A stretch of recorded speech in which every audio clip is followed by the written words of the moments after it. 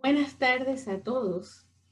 Gracias por acompañarnos y tomar el tiempo para escuchar nuestra conversación. Nuevamente estamos aquí para seguir esta conversación que hemos llamado Transformando al Mundo con Reflexiones, porque es cuando pausamos que logramos tomar una vista panorámica de una situación y reflexionar. En este caso, vamos a reflexionar sobre el impacto del racismo de una generación a otra. Voy a comenzar por introducirme y a mi compañera, mi colega. Mi nombre es Melissa Shepard Williams y soy profesora y también psicoterapeuta. Les presento a mi colega, también panameña como yo. Su nombre es Stephanie Glaze. La doctora Glaze es psicóloga que está trabajando en una agencia que se llama United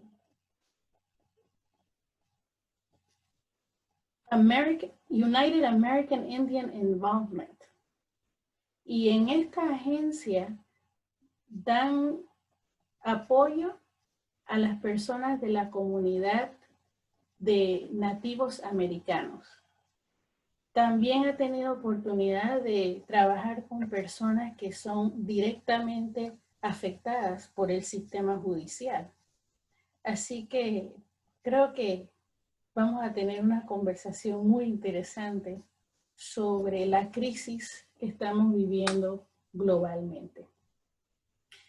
Así que, Stephanie, ¿cuáles son las cosas que ahora mismo te están preocupando con respecto al tema del racismo que estamos escuchando más y más por los eventos, no solamente aquí en los Estados Unidos, sino a nivel mundial? Primero tengo que decir muchísimas gracias, Melissa, por tenerme hoy y incluyéndome en esta conversación. Las cosas que me están preocupando, lo que he visto es con la pandemia, eso forzó a todo el mundo, no nada más en los Estados Unidos, pero a todo el mundo a ver qué problemas sociales tenemos, especialmente con la raza, con la discriminación contra la gente negra, con la muerte de George Floyd y todo el mundo en la casa, porque teníamos COVID, teníamos todos estos problemas, las personas estaban en la casa, tenían la televisión y tenían sus redes sociales. Todo el mundo vio lo que pasó. Y eso fue la luz que iluminó el problema que tenemos aquí en los Estados Unidos. Y cuando eso primeramente pasó en marzo, casi a finales del marzo, la gente estaba enojada, estaba ansiosa, estaba preocupada. ¿Qué va a pasar con esto? Ya no se puede ignorar. Ya no se puede decir que no es un problema. Ya el movimiento de Black Lives Matter Movement no es una cuestión, pero sabemos que sí hay un problema ahora. Así que cuando empezó las protestas, las discusiones acerca del racismo, todos estábamos involucrados. Ahora, ya que estamos en julio, la conversación ha cambiado un poquito y las personas están diciendo, bueno, ¿se trata realmente de la raza o tal vez es otra cosa? Tal vez es el clasismo. Tal vez nada más es que hay un par de policías que son malos, pero la mayoría no son así. La mayoría no son racistas.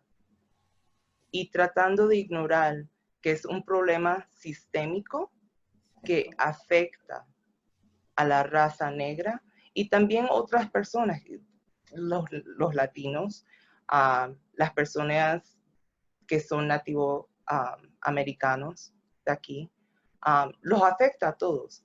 Pero hay un problema exacto que está dirigido a la gente negra aquí en los Estados Unidos y en otras partes del mundo también. Así que la preocupación que tengo es que la dirección de esta conversación está cambiando un poquito.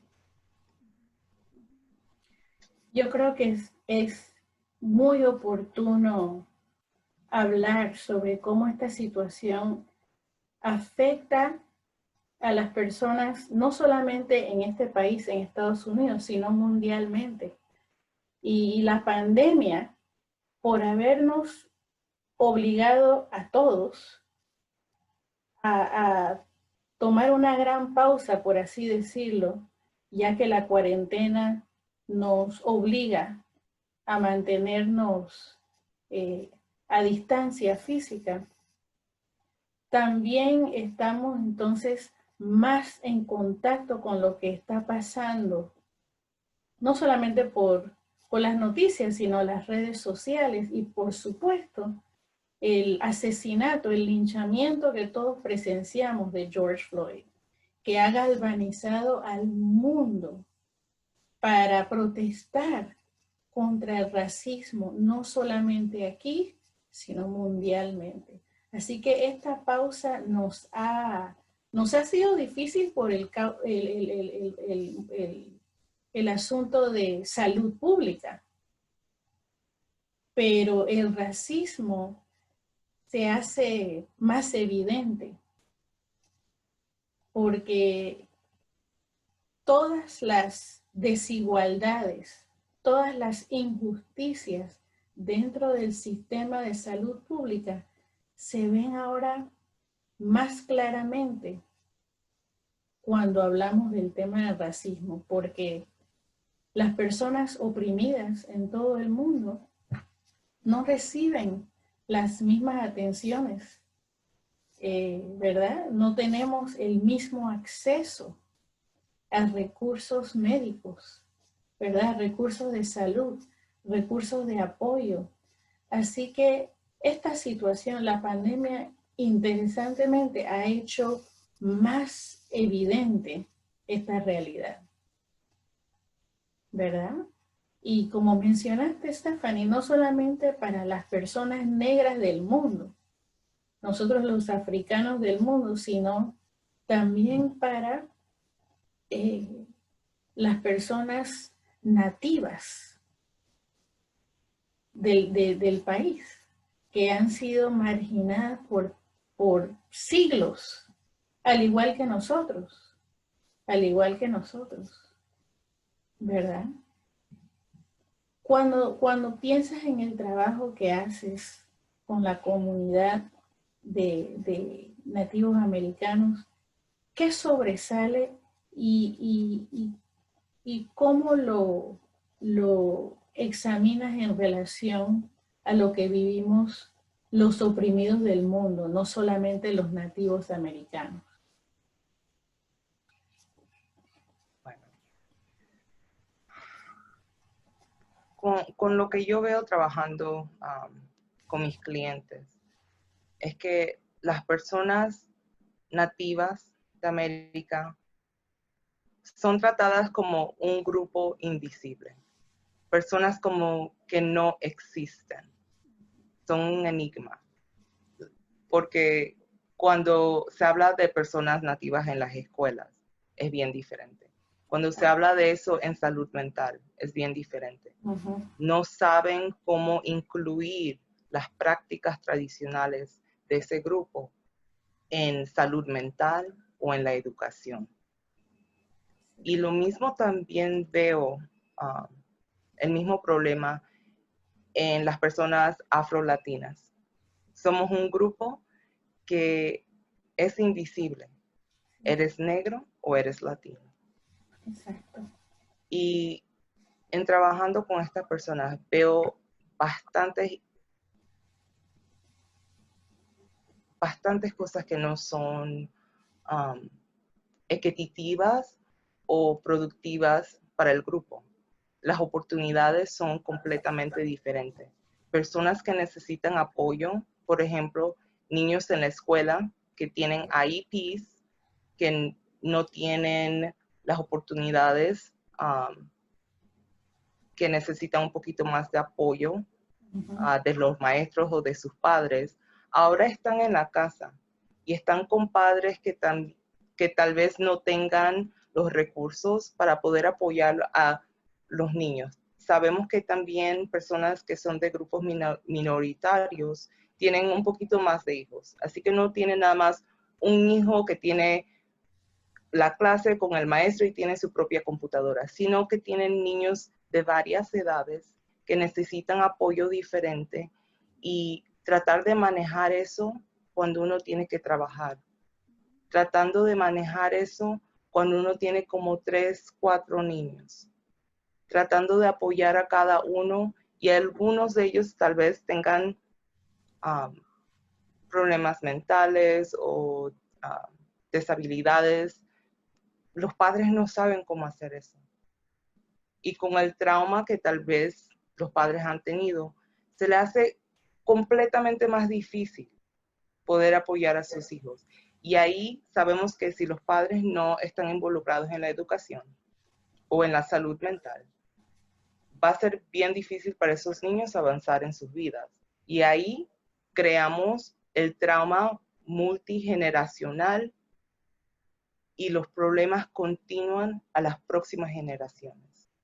Lo veo en los grupos latinos, los veo en los grupos afrolatinos o afroamericanos y también lo veo en mis clientes que son nativos. Un problema de naturaleza sistémica, ¿verdad? El racismo institucional. Y con la pandemia, como mencionamos antes, se ve más claro lo mucho que hay que hacer para rectificar, porque la verdad es que tratan de hacernos invisibles, ¿verdad? Cuando mencionaste las personas que están tratando de descifrar cómo no solamente hacer su trabajo en esta cuarentena, si es que todavía tienen su trabajo, ¿verdad? Y no todos tienen recursos para teletrabajo. Y encima de eso, ser maestros de sus hijos. No todos tienen los recursos para hacerlo. Y como mencionaste, los IEPs, que son esos protocolos que se usan para determinar qué tipo de apoyo académico necesita un niño. ¿Cómo lo van a implementar en estas circunstancias? ¿Verdad? No pueden. Y entonces, esa es una de las capas, una encima de la otra, que hacen más difícil esta situación. Con respecto a nosotros, los afro-latinex, nosotros tenemos también siglos de estar viviendo este racismo que va de una generación a la otra. Afortunadamente hay más y más grupos que se han estado creando para no solamente hacerle saber al mundo que existimos, pero también para servir de fuente de educación. Pertenezco a un grupo que se llama International Society of Black Latinos, Sociedad Internacional de Negros Latinos, y nos dedicamos precisamente a eso, a presentar talleres, a crear celebraciones en donde las personas puedan aprender sobre nuestra historia y cultura, ¿verdad? No solamente las partes dolorosas de nuestra historia, como lo es la esclavitud, sino también esas cosas positivas que sucedieron aún antes de la esclavitud. Estas cosas no te las enseñan en la escuela, ¿verdad? Y no es casualidad, no quieren que sepamos de nuestra historia, porque el saberla nos puede dar confianza en nosotros mismos, ¿verdad? Cuando mencionaste que las cosas van de una generación a la otra, me hiciste pensar en lo que nosotros en nuestro mundo de la terapia le llamamos trauma histórico, ¿verdad? ¿Qué compartirías con nuestra audiencia sobre lo que significa el trauma histórico? Así que con el trauma histórico, sabemos que parte del trauma que la gente tiene en su vida afecta la forma en que uno navega su mundo, afecta la forma en que los padres interactúan con sus hijos. Yo me acuerdo que cuando vine a los Estados Unidos por primera vez, mis padres me dijeron, cuando estás aquí, no llames a la policía porque te van a matar. Cuando vine aquí, también aprendí quiénes son las personas buenas y quiénes no, con quién me puedo juntar y con quién no.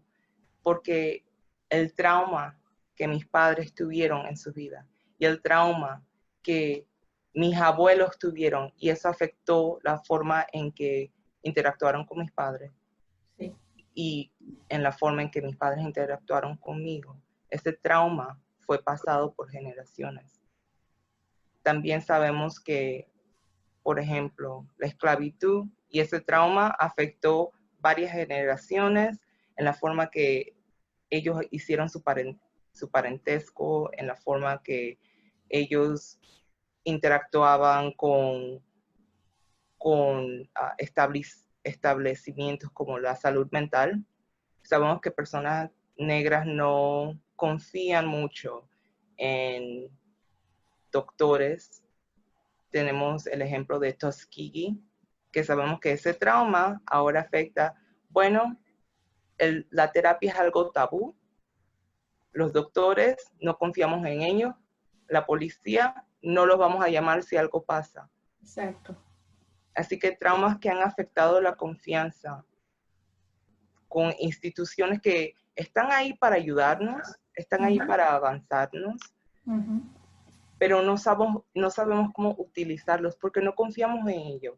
Y hay razón, porque hubo trauma histórico que ha afectado la forma en que nosotros usamos nuestros recursos. Así es. Es muy interesante, es fascinante la forma en que tantas atrocidades contra nosotros han causado que de una generación a otra transmitimos el dolor y también transmitimos las advertencias, ¿verdad? Para defenderse, para sobrevivir. Y lastimosamente, aquellas instituciones que supuestamente deberían estar allí presentes para ayudarnos, no confiamos generalmente en esas instituciones porque las asociamos con el opresor. No, nosotros no tenemos nada que estar hablando con esta gente, nosotros aquí entre nosotros nos arreglamos. ¿Problema? ¿Qué problema? Yo no tengo problema, yo tengo que ir al trabajo, yo tengo que criar a mis hijos y punto. Es sobrevivencia. Estamos acostumbrados a eso. Nuestra resiliencia así lo dice, ¿verdad? Pero eso no cambia que sí hemos sido afectados fuertemente por siglos de opresión. Siglos de opresión sin intervención o poca intervención para ayudarnos a sanar. ¿Cómo hemos llegado aquí? Un milagro, ¿verdad? Porque hasta genéticamente hablando, todas estas evidencias de trauma van de generación en generación, como lo dicen en las ciencias epigenéticas, en los genes mismos. Es increíble cómo el cuerpo lo sabe todo, ¿verdad? El cuerpo lo sabe todo. Yo llegué aquí, a este país, el año en que cumplí 18, cuando mencionaste lo que fue tu llegada. Y qué triste que esa tuviera que ser la advertencia de tus padres, ¿no? Un mensaje de sobrevivencia. Cuando yo llegué aquí, fue muy difícil, y bueno, apenas tenía 18 años, fue muy difícil para mí escuchar a la gente preguntarme, oye, ¿por qué tú hablas español? Cosas como esas, ¿verdad? Distintas formas de menospreciar quién soy, lo que aquí se le llama microagresiones. Agresión es agresión, punto. Racismo. Y para mí fue tremendo, ¿cómo te digo? Tremenda sorpresa que me estuvieran haciendo ese tipo de preguntas. Cuando yo nací en un país en donde tuve gente de todas partes del mundo, oyes distintos idiomas y ni siquiera parpadeas, ¿verdad? Pero es porque Panamá está situada geográficamente de una forma que hay gente de todas partes del mundo, ¿no? Eso no quiere decir que no tenemos racismo. Tenemos racismo en Panamá. Tenemos racismo en Panamá. ¿Tienes alguna reflexión que quisieras compartir sobre el racismo en Panamá? Bueno, yo vine a los Estados Unidos cuando estaba bien pequeña, tenía como 12 años. Así que enfrenté un poco de racismo, pero creo que el racismo en Panamá es más claro cuando uno lo ve pensando en en el racismo sistémico. Uh-huh. Así que viéndolo en esa forma, uno ve que personas de tez oscura tienen menos oportunidades de las personas que están un poquito más claras. Así que eso crea el clasismo, y el racismo y el clasismo en Panamá están integrados. Así que uno trata a las personas que son de tez más oscura, que son morenos, como que fueran de clase baja. Y las personas que están más claritas, más blancas, más que se ven como anglo-saxon, esas personas uno automáticamente piensa que son más inteligentes o son de clase alta y les dan más oportunidades. Así que así el racismo es más claro en Panamá. Aquí en los Estados Unidos fue algo diferente. La gente directamente habló de la forma de mi pelo, de mi cabello, cómo se veía, de mi piel directamente. Así que fue algo que no fue tan ocultado como el racismo que está en Panamá. Sí. En Panamá mucha gente a veces dice, pues no, aquí no hay racismo como en otros países porque hay tantas formas sutiles en que se manifiesta, pero a la misma vez hay otras que son claras como el agua, que no se pueden negar.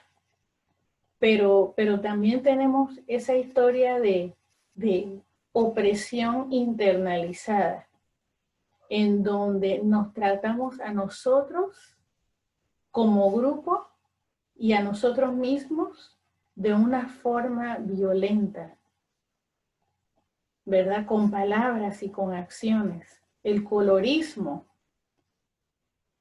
es un ejemplo, ¿verdad? Así que se vive no solamente el colorismo aquí en Estados Unidos, sino que allá también. Cuando la gente dice cosas como que recuerda que hay que avanzar la raza,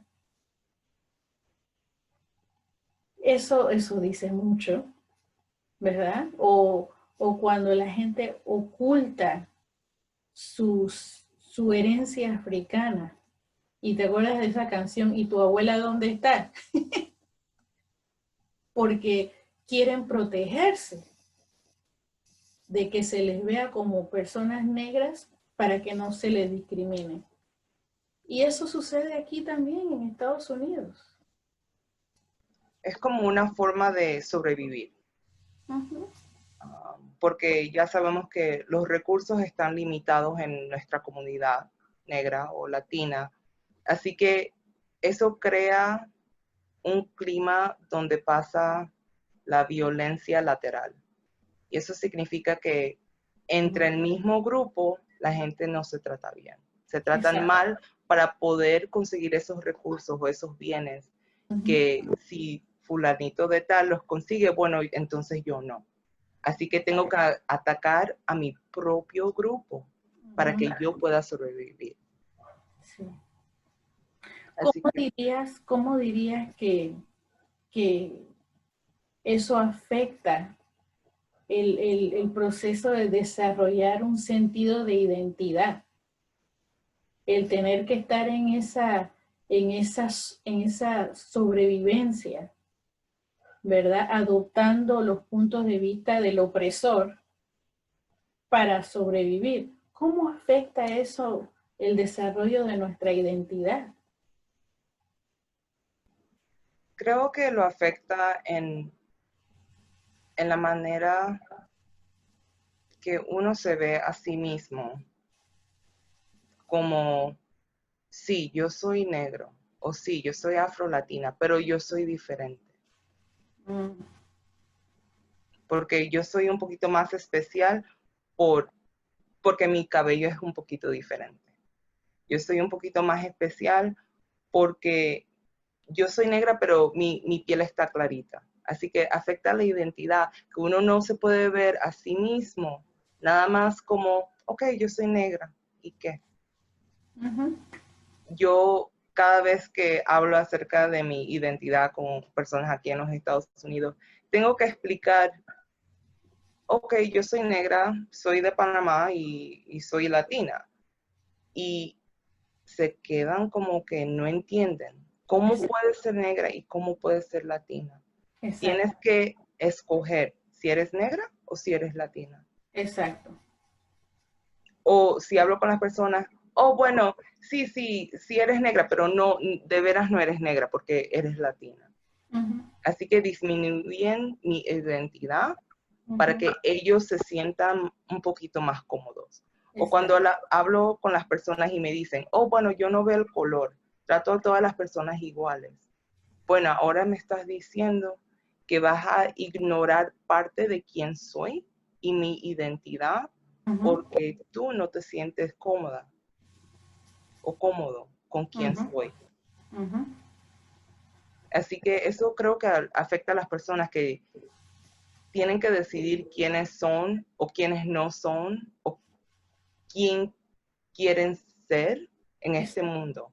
Exacto. Uno tiene que actuar bien diferente en la calle, en el trabajo y hablar de una forma diferente. Hay una cosa que se llama code switching. Code switching. Y eso es parte del trauma que hemos tenido, que afecta nuestra identidad y que afecta en la forma como somos y cómo manejamos en este mundo. Exacto. ¿Cómo diríamos code switching en español? Como cambiar de libreto. En este lugar ¿cómo se dice? Me comporto de esta manera, en este otro lugar me comporto de esta otra forma, hablo de esta otra forma. Oye, eso es mucha energía. Entonces, ¿qué tiempo tiene uno si uno está gastando la energía así? ¿Qué tiempo tiene la persona para aprender a valorarse a sí misma si está tan ocupado sobreviviendo tantos ambientes que oprimen, que menosprecian? Es muy difícil ser una persona de herencia africana en este mundo. Muy difícil. De veras. Y eso también, en hablar con otras personas que son afrolatinas y otras personas que son afroamericanas, con todo lo que ha pasado con la pandemia, con las protestas y con la muerte de George Floyd y de otras personas, porque esto no es nada nuevo. Hubo varias muertes, pero creo que la pandemia de veras, porque todas las personas estaban en la casa, tuvieron que ver eso y eso iluminó lo que está pasando.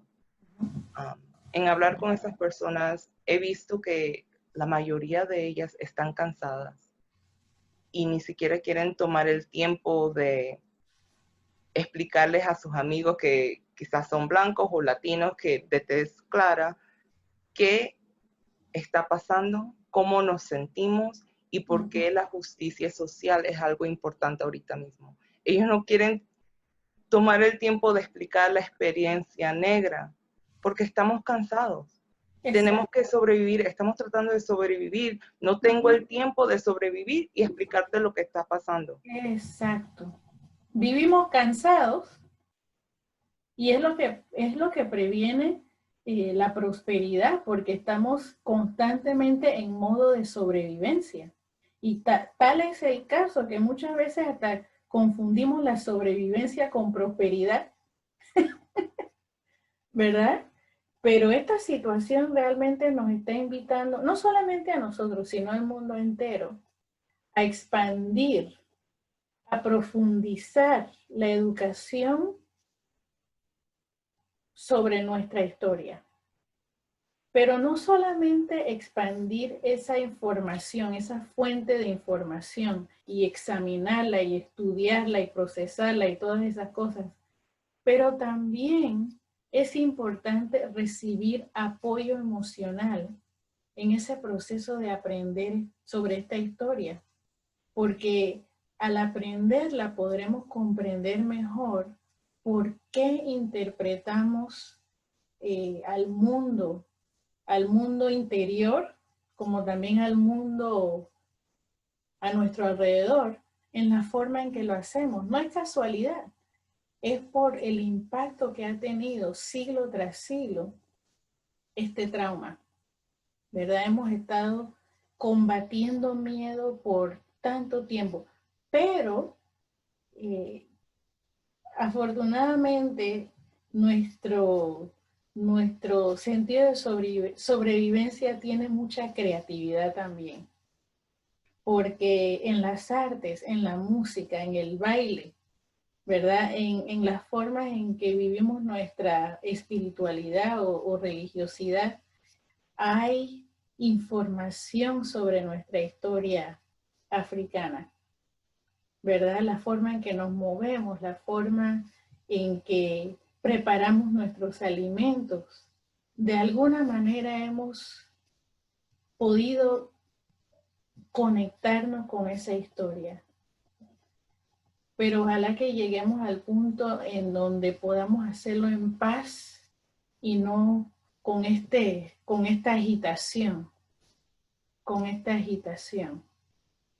Siempre pienso en la historia de Brasil que habla de capoeira y cómo fue su forma de no solamente prepararse para escaparse, sino también para transmitir la historia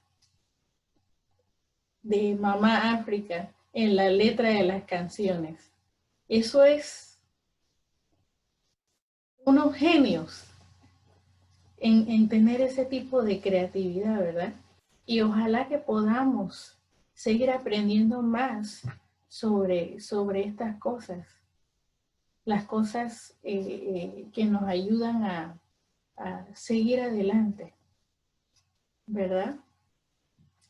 Lastimosamente en toda esta trayectoria, el maltratarnos individualmente y como comunidad ha permitido que el racismo institucional siga ahí, fuerte, para mantenernos abajo, ¿verdad?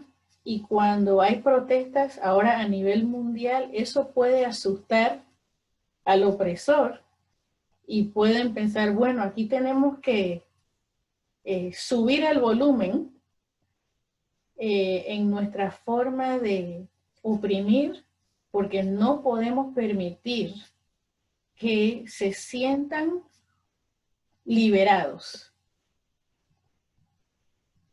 ¿verdad? Así que quería consultar contigo sobre esto, porque mientras nosotros estábamos aquí todos estos años sobreviviendo nuestros miedos, resultado de trauma, ¿será posible que ellos están también sobreviviendo su versión de miedo, miedo a nuestra liberación, al hacer más sofisticados sus métodos de racismo? ¿Qué piensas sobre eso? Pienso que es parte de lo que está pasando. Pienso que ellos tal vez piensan que tienen que tomar una posición defensiva para poder sobrevivir. Pero eso viene del miedo. Miedo que la justicia social significa vamos a quitarte cosas. Vamos a quitar los recursos de tu población y se lo vamos a dar a las personas que han sido oprimidas. Así que el opresor tiene el miedo de perder el poder que tienen. Privilegio. El privilegio también. Y heredado. ¿Cómo? Privilegio heredado. Sí, exactamente. Así que ahora las cosas que están haciendo es crear división en los grupos, que es una forma de opresar a los grupos y eso es lo que están haciendo, porque es la forma de que ellos han sobrevivido por generaciones. Exacto. Mantener las riquezas, mantener el privilegio entre nosotros y que ellos los divides y ellos se pelean entre sí. Así es. Así es. Y es bien triste. Es muy triste. Recuerdo que tú y yo tuvimos una conversación privadamente sobre un escritor de este país, fallecido ya, pero fue brillante. Su nombre era James Baldwin. Y él hablaba sobre cómo el opresor realmente se apega al odio por miedo a tener que examinar sus dolores, ¿verdad? Los miedos que ellos llevan por dentro. Así que en nuestro mundo de la terapia nosotros a eso le llamamos disonancia cognitiva, ¿verdad? La idea de que, bueno, yo voy a seguir diciéndome estas historias que me mantienen en paz para sentirme justificado en mis acciones. Así que mientras yo continúe diciéndome que ellos no son humanos, estoy bien. Y ellos se han apegado a eso para sobrevivir el miedo de descubrir el dolor de realmente no estar viviendo de acuerdo a las supuestas morales que dicen tener, ¿verdad? Es delicado, está lleno de muchos detalles, porque no solamente nosotros los oprimidos tenemos cosas que examinar, pero ellos también. Ahora, vamos a esperar a que ellos decidan examinar su historia para nosotros entonces empezar a sanarnos nosotros mismos. No. ¿Qué piensas sobre eso, Stephanie? Pienso que es un mecanismo de defensa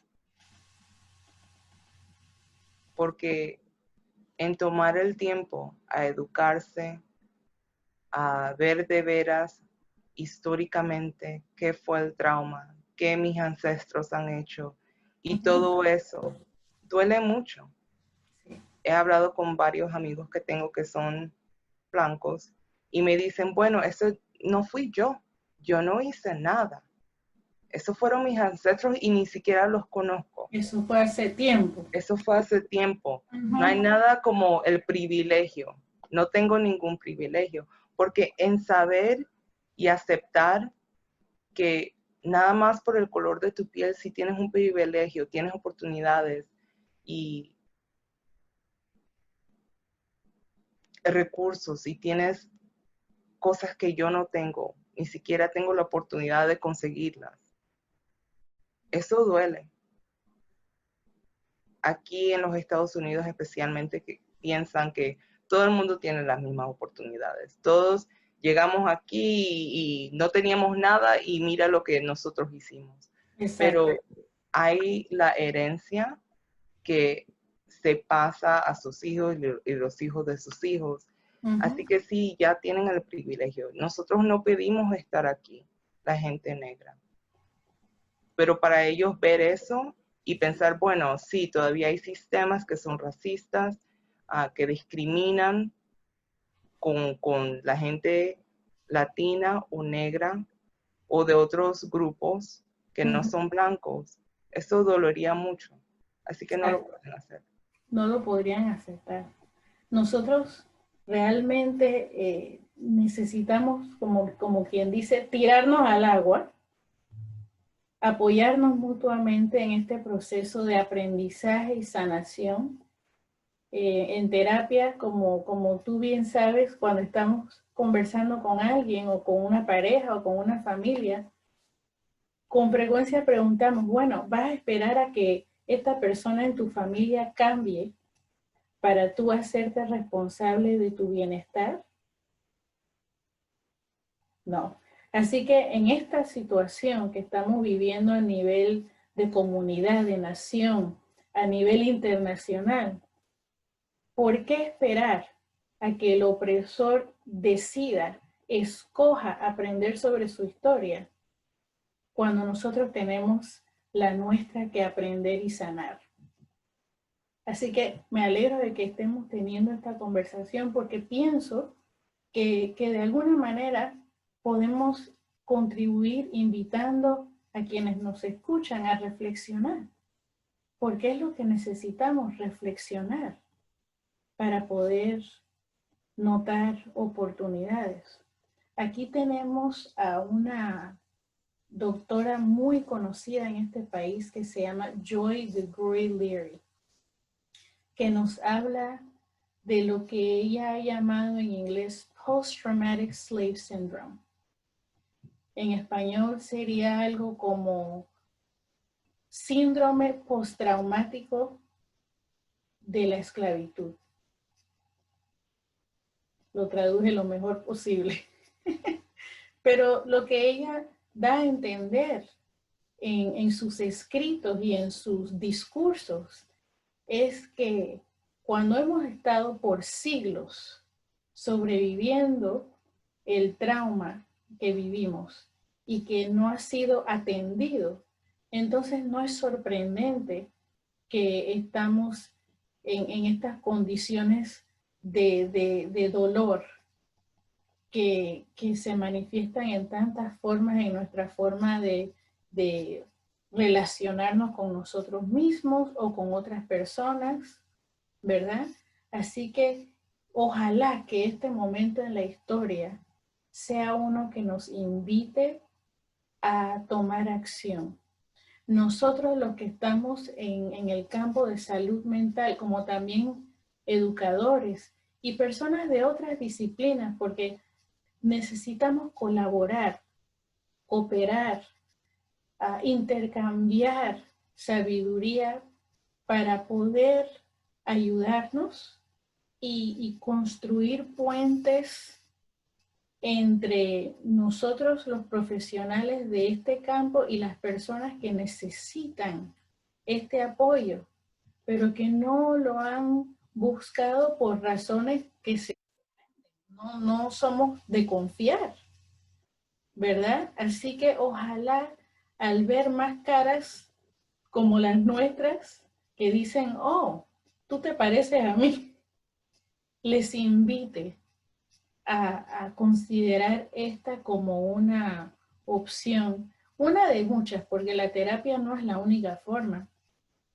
¿verdad? Esta es solamente una forma disponible para ayudar a nuestra comunidad a aprender y sanar, ¿verdad? Yo sé que para mí, y por lo que compartiste, suena como para ti también, hemos podido notar las distintas formas de discriminación, tanto en Panamá, nuestro país, como acá en Estados Unidos. Afortunadamente, en mi familia, aunque vivimos en un país en donde existe racismo, admitido o no, también yo me beneficié de que en mi familia, personas como mi abuela, que vivió algunas cosas que muchos vivieron durante la existencia del, ¿cómo te digo?, del opresor durante la construcción del canal. Ella me podía contar cosas que pasaron generaciones anteriores en Panamá. Y ella siempre me inculcó valorar nuestra herencia, no dejarnos creer en lo que ellos quisieran que creyéramos de nosotros mismos. Y para mí eso fue una protección. Yo puedo decir que en mi familia siempre se ha valorado nuestra negritud. ¿Qué dirías sobre tu experiencia en Panamá? Bueno, de eso no tengo mucha experiencia en Panamá porque, como decíamos antes, hay tantas diferentes razas en Panamá que uno no piensa tanto en eso. Pero cuando vine a los Estados Unidos, noté algo que fue diferente para mí. Que cuando conocí a mis primos que viven acá, ellos tenían conexión con su negritud, pero bastante de ellos no tenían la conexión con su parte latina. Así que lo que yo diría es conexión a las dos partes de uno. Conexión a ser negro, pero también ser latino. Y eso pasa cuando uno se conecta a su cultura un poquito más. Sí. Donde yo trabajo tenemos actividades y cosas así como powwows, donde los nativos americanos pueden tener su conexión con sus culturas y sus tradiciones. Pero no veo lo mismo tanto en nuestra cultura negra, africana o en nuestra cultura latina. Así que, y sabemos que conexión a su cultura es un modo de sanar. Sí. Estaba pensando que nosotros no podemos controlar lo que nos pasa, pero es nuestra responsabilidad en tomar acción para mejorar.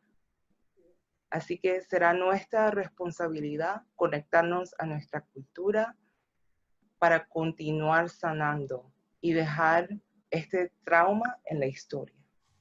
Sí, sí, definitivamente. Al escucharte mencionar los powwows que suceden en tu trabajo, porque la agencia se enfoca en ayudar a personas que son nativas americanas, me hiciste recordar que quiero reconocer el hecho de que aquí donde estoy yo, en esta parte de Los Ángeles donde estoy yo, las tierras ancestrales de esta ciudad en donde estoy se llama Tomba. Y me parece que en el área en donde te encuentras es posible que también abarque el espacio de esas tierras ancestrales. Pero es importante que recordemos la importancia de reconocer que estamos sobre las tierras ancestrales que fueron robadas por el mismo opresor que oprime a los negros. ¿verdad? Es muy importante recordar que no somos los únicos sufriendo esta opresión, aún hoy en el 2020, aún hoy.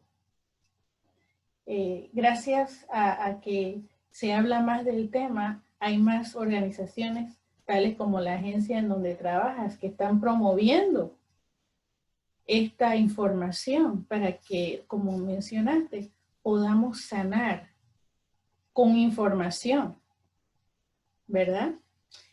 Una de las cosas que quisiera mencionar también es que